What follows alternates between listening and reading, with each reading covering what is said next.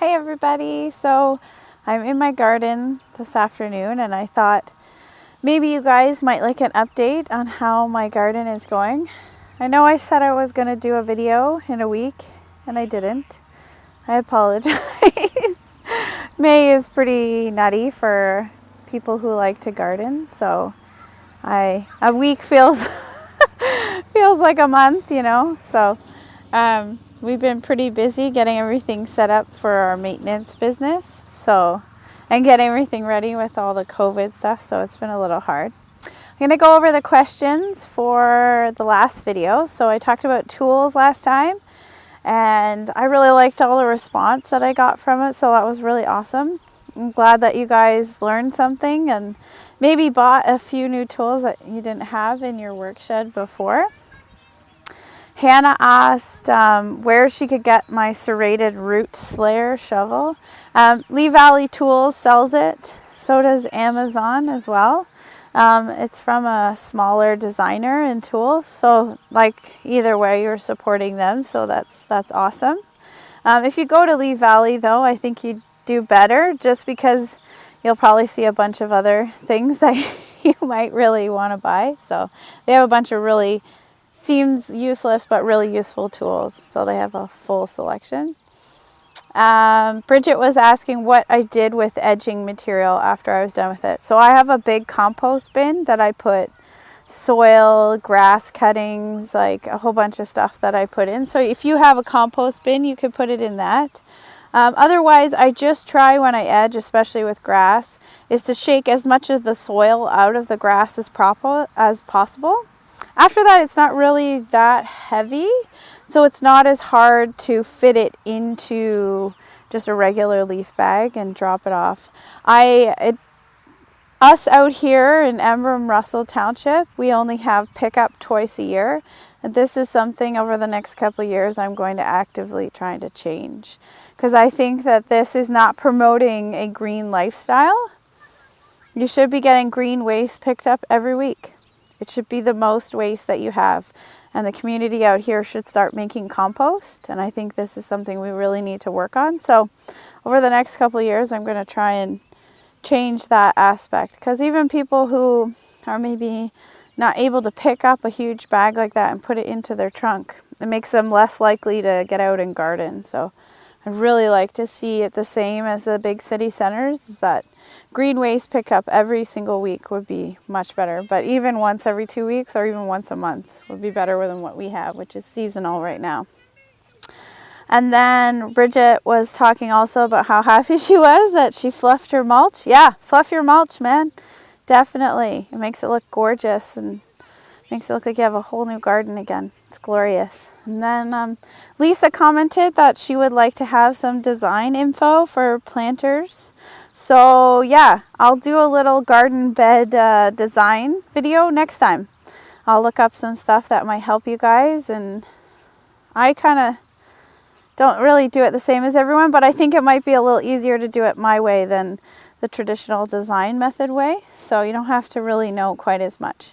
So we'll do that next time. Okay, so today I'm in my garden at the greenhouse, which I've actually ordered a new greenhouse, so I'm super stoked. So soon you'll get to see a video of that transformation, so that's awesome. So I'm going to go over what we have growing so far.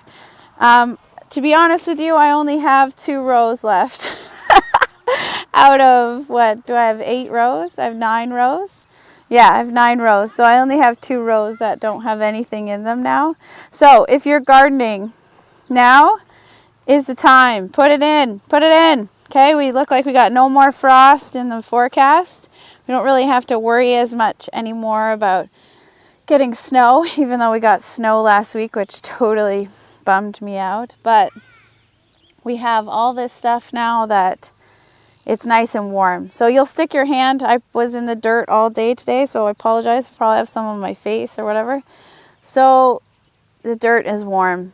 This is the time. So if you're putting in tomatoes, peppers, cucumbers, squash, anything that likes it warm, eggplant, tropicals, you got to be careful still. If the forecast says it might get a little bit cold, then just throw a sheet over them or put a garbage can over top. Just anything to keep the frost off their leaves is good enough. It's not so much the ambient air temperature, it's the fact that the frost settles on their leaves and kills all their leaves and kills the plant.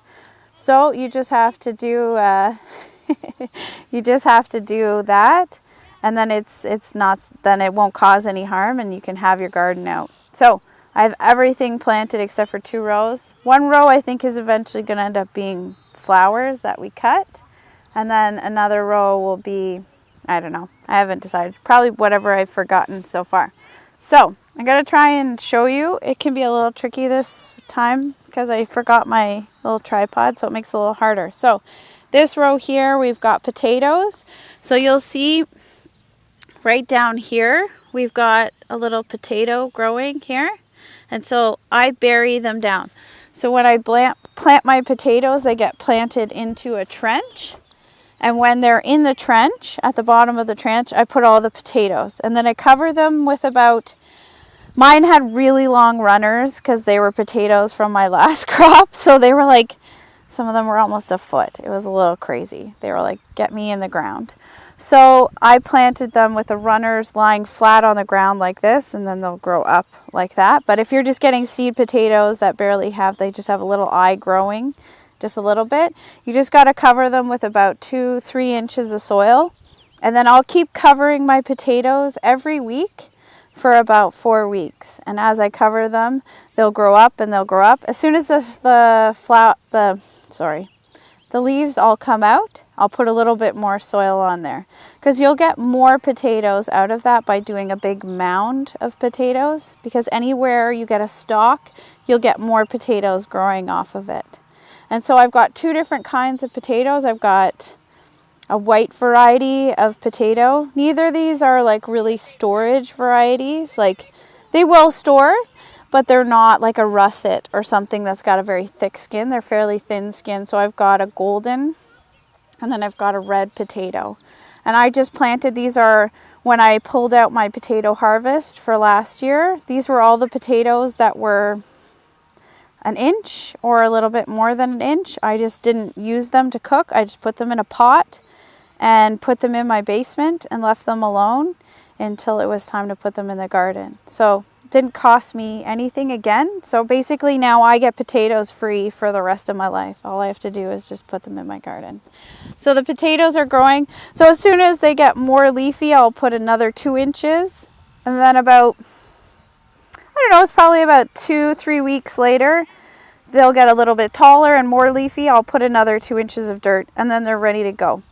Okay, and then beside the potatoes, I've got some onions growing here.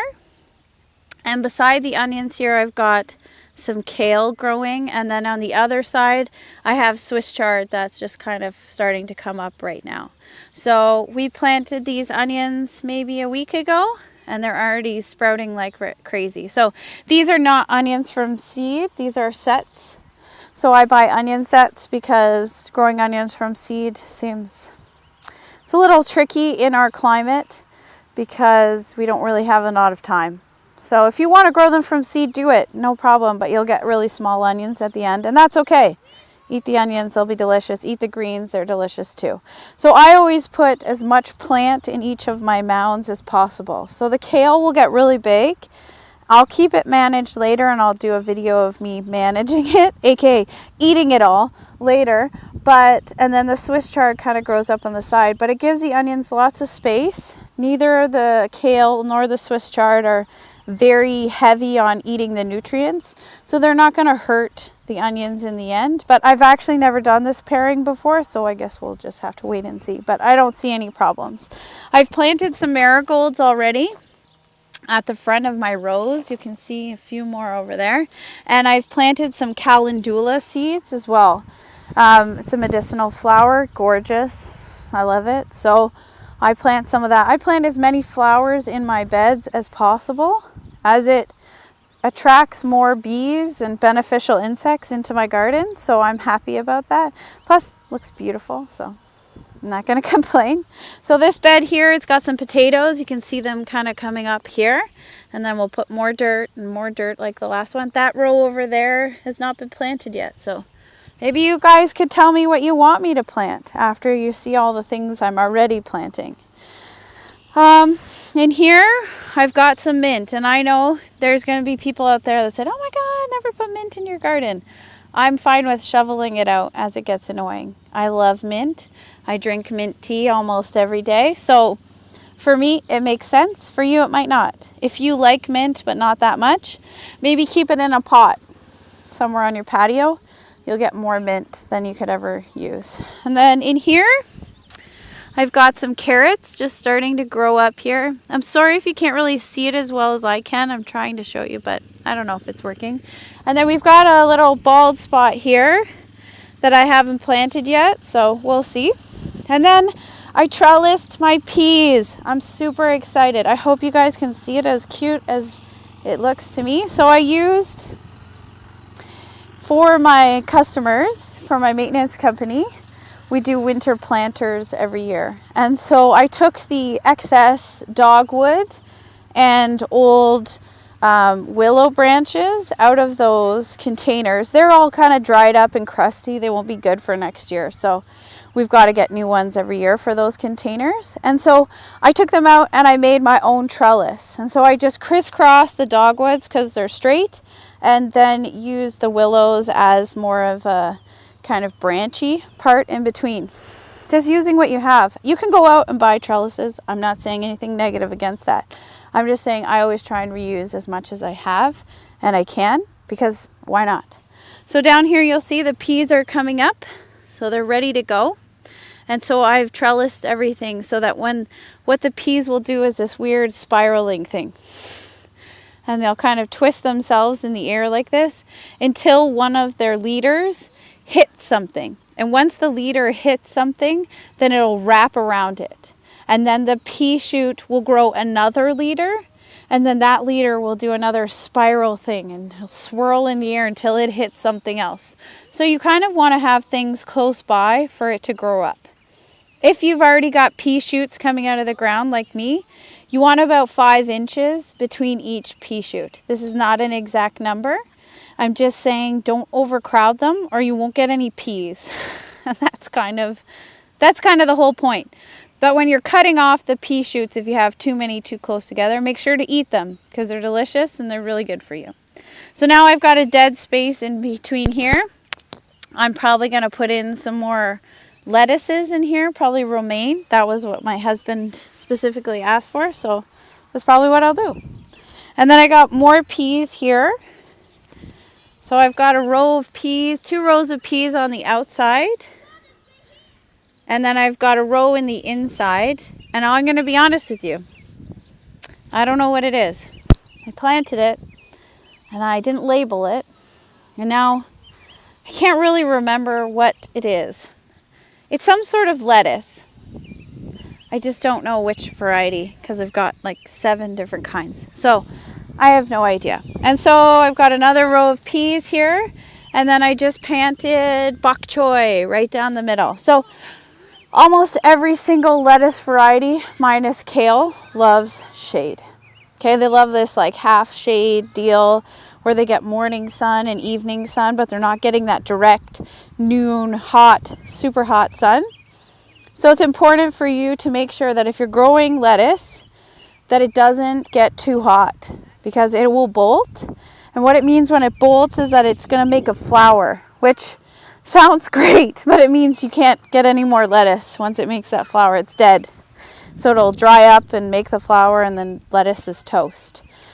So make sure that if you're growing lettuce, once it starts to get hot, which is basically next weekend, make sure that you kind of have other plants near it to give it some shade, or consider putting in a shade sometimes. So Canada, unfortunately, our area of Canada has developed this climate structure where we don't really have spring anymore.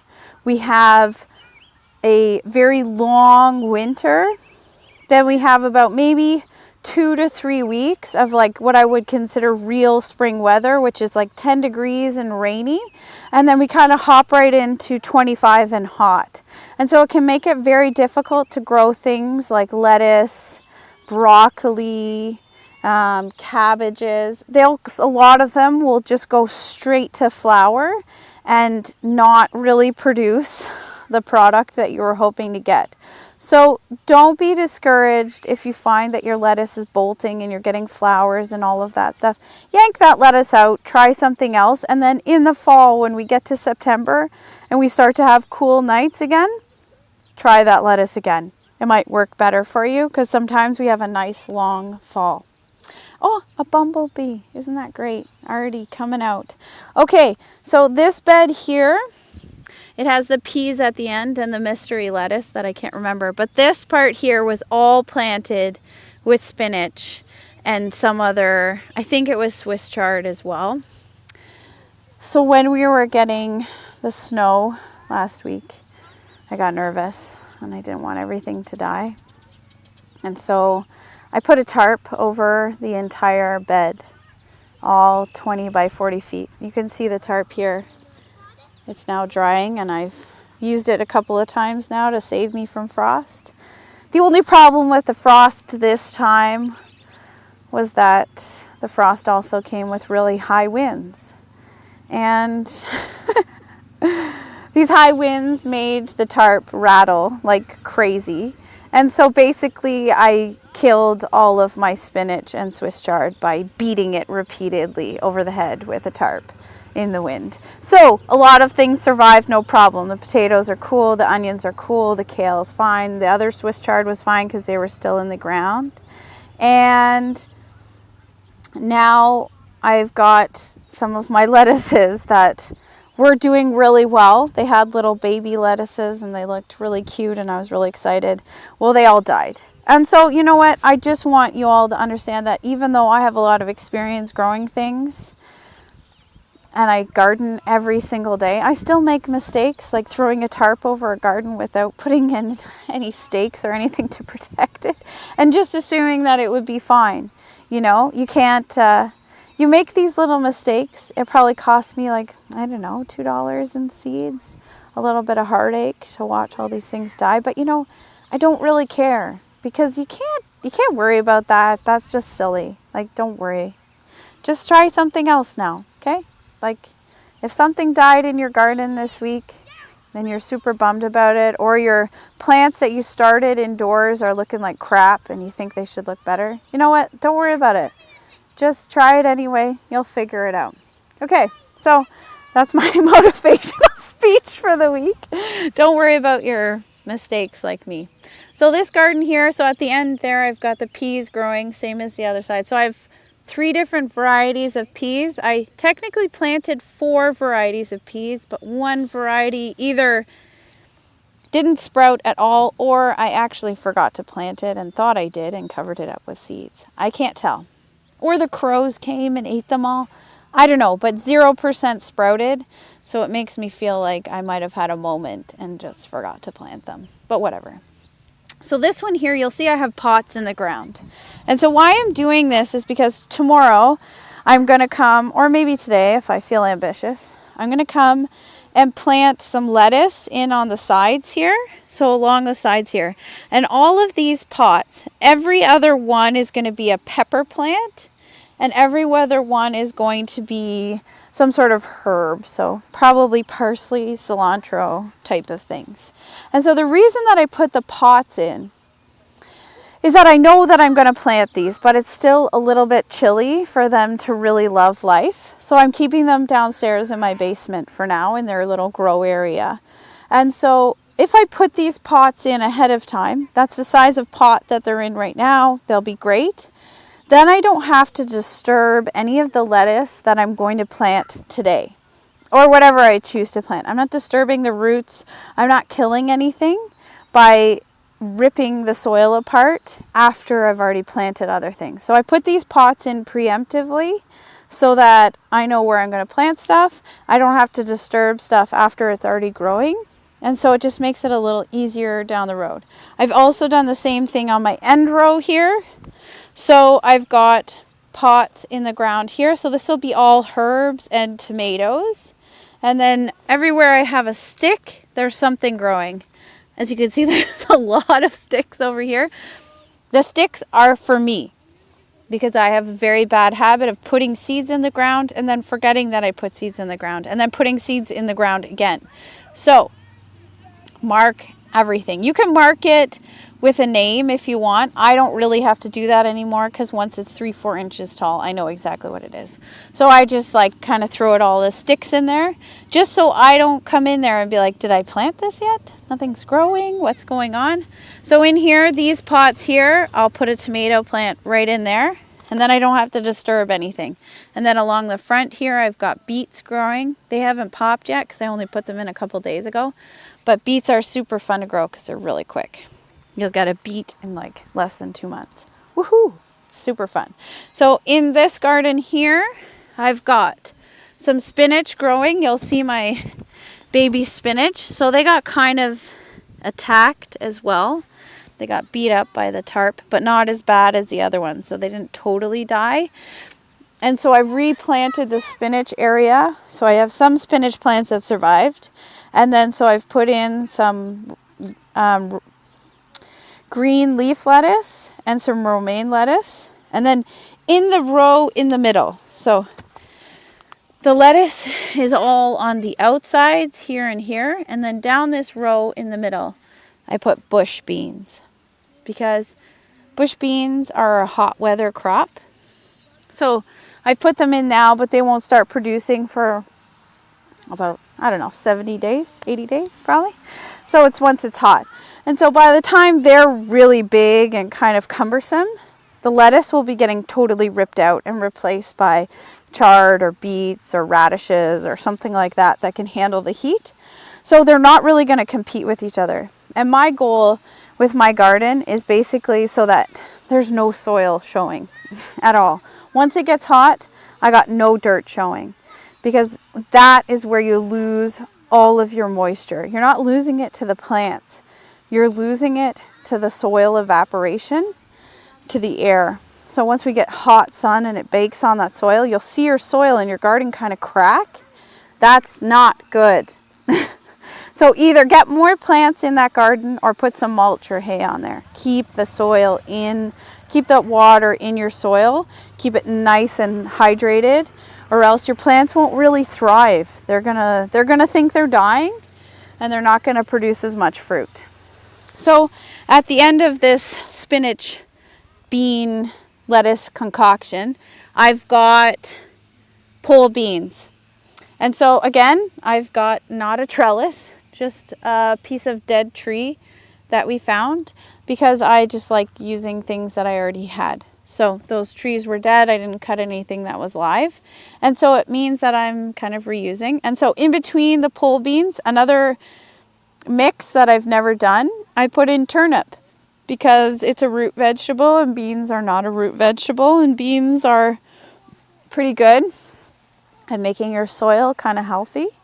And so I figured, hey, I bet those turnips would do good together with those beans, but there's no way to know until you try. So I just thought, hey, I'll shove them in there and we'll see how they do. And I don't really eat that much turnip, so I don't really care if it fails. I'll try, and if it doesn't work, try again, So I've got a whole row of herbs here. So I've got some Italian oregano, curly parsley that came back from last year, some chives. So I got some Greek oregano up here that's just kind of coming back to life.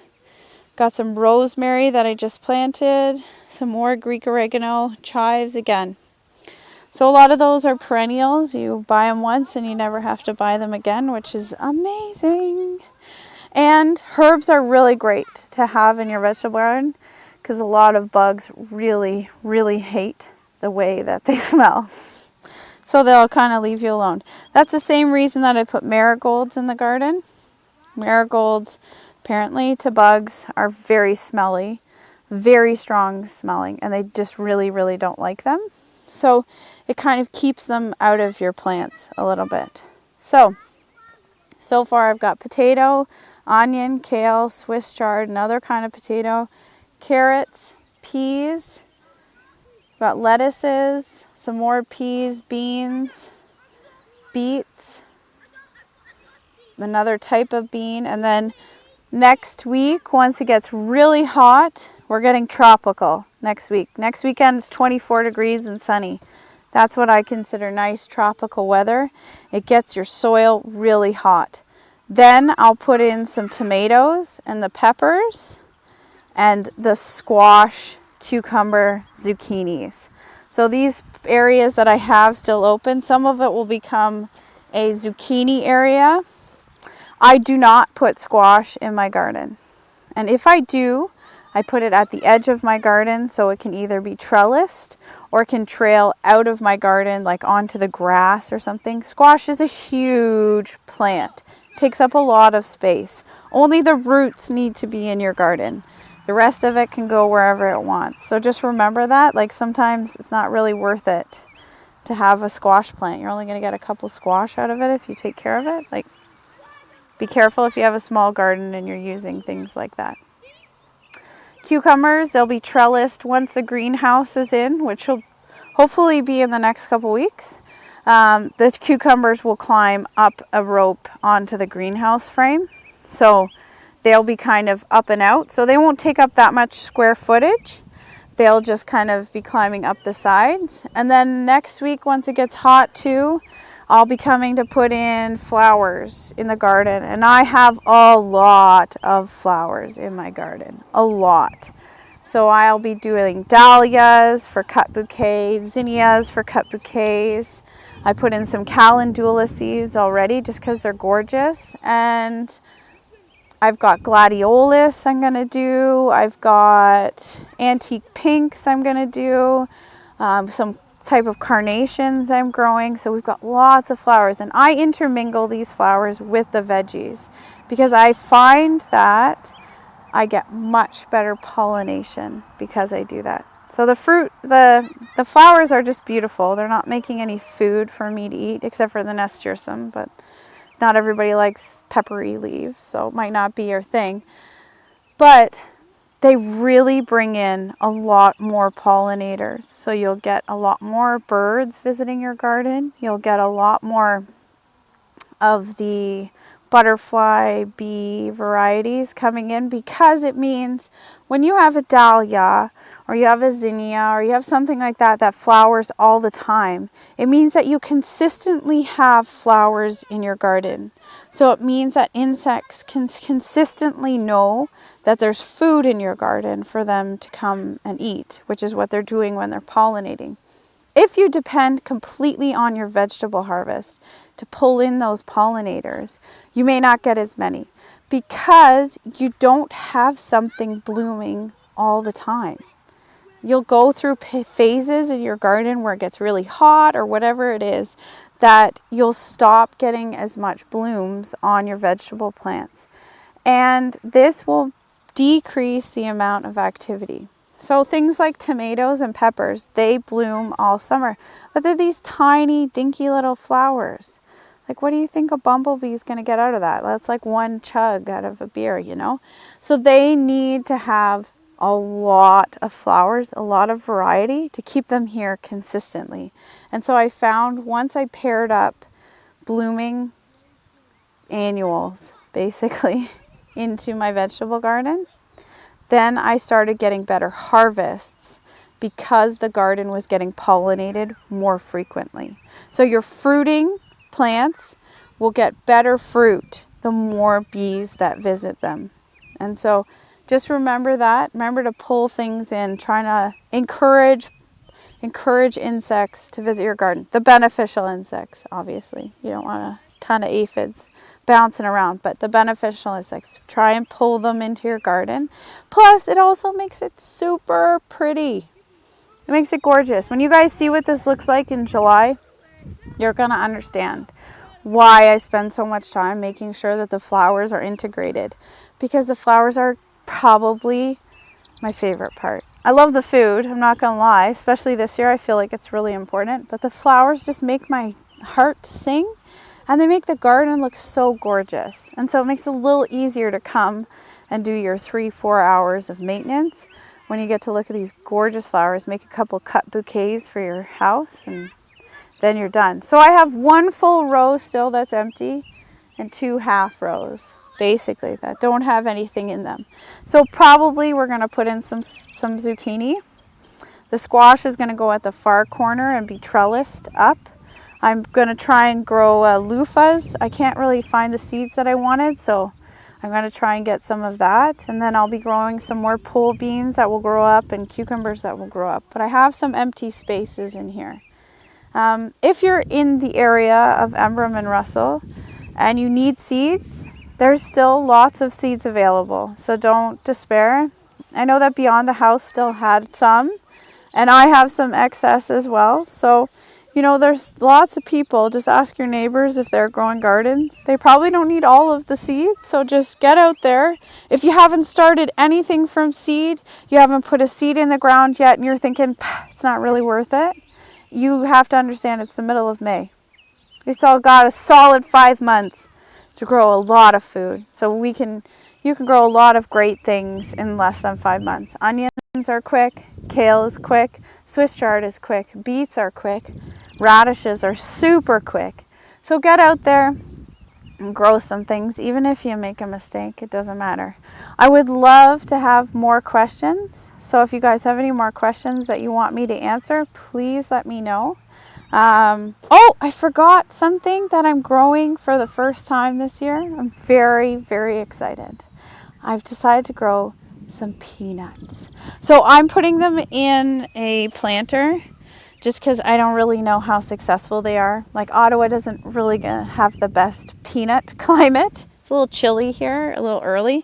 So I've put them into this pail with some kind of sandy planting mix. So it's not quite as wet as my garden would be, because they said that peas really like to have well irrigated soil that's kind of sandy.